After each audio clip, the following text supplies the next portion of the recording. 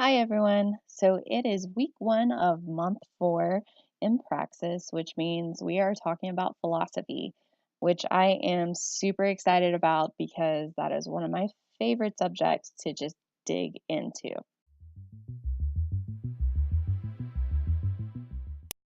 So I'm going to be going through two of the articles that stood out to me the most this week, and they're just kind of the ones that I got the most out of.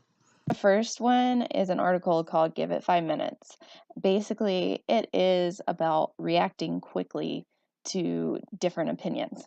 And basically, it's saying that you should really think before you speak. I mean, it's kind of what we're taught our whole entire lives, but we don't really implement it with social media and texting, just all this stuff right at our fingertips, it's really easy to just get caught up in knee-jerk reactions. Uh, so what we tend to do, and not everyone, but what a lot of people tend to do is react without thinking. And it's really important that we start to do that uh, because just reacting without thinking can lead people to have really um, bad conversations and can lead to friendships being ruined and just it never ends well. So it's definitely important to take this into consideration when listening to others. We need to really consider how long they've been studying that subject. Have you been studying for just this past week, and have they been studying it for 10 years? Maybe they know something that you don't. Ask questions instead of just stating your opinion and stating it as fact because it may or may not be right. I have been trying to get better at this over the past few years. When I first started to get into politics, I was definitely reacting very quickly to things because, you know, it can get very emotional. And that's just something that, you know, I had to learn to control myself to really think about what I'm going to say before I say it. And I definitely enjoyed this article. It was really good and very valuable. And I think everyone should implement this into their conversations. The second one is called The Work Required to Have an Opinion. And this article was about basically before creating an opinion research research the other side. And basically there's a quote in there by Charlie Munger that says, never allow yourself to have an opinion on anything that you don't know the other side's argument better than they do. And that just really hit me. Um it is great that people have opinions, but it's even better when you can argue it from both sides.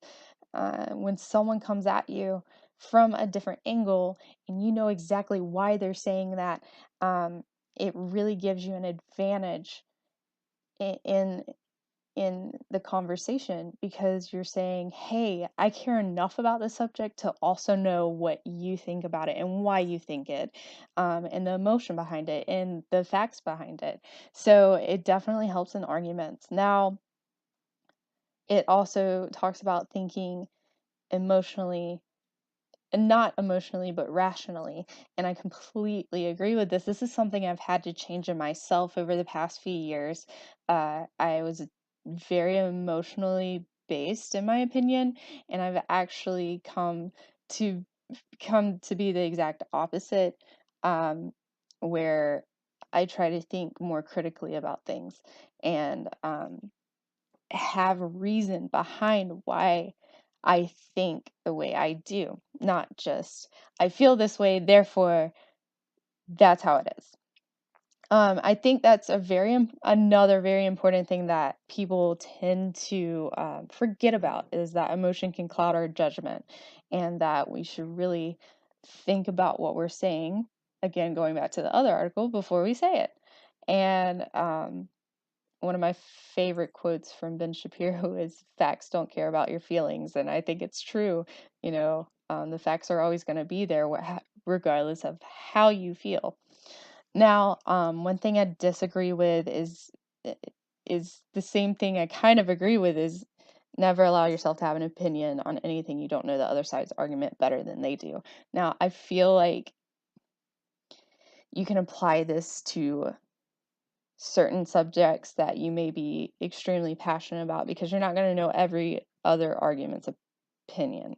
So, yes, you can have an opinion without knowing the other side completely, but there are certain areas that it is very necessary to know the other side's opinion. So, like politics, if you decide that you stand for legalizing marijuana, you want to know the opponent's side and why they don't want to legalize it. What's the reasoning behind that? So when you are talking to them and they come up to you with the opposition, you can show them. So that's my take on this week. I really enjoyed the content. I'm also going to be consuming content on my own each day, so I'll be including that in my next deliverable as well.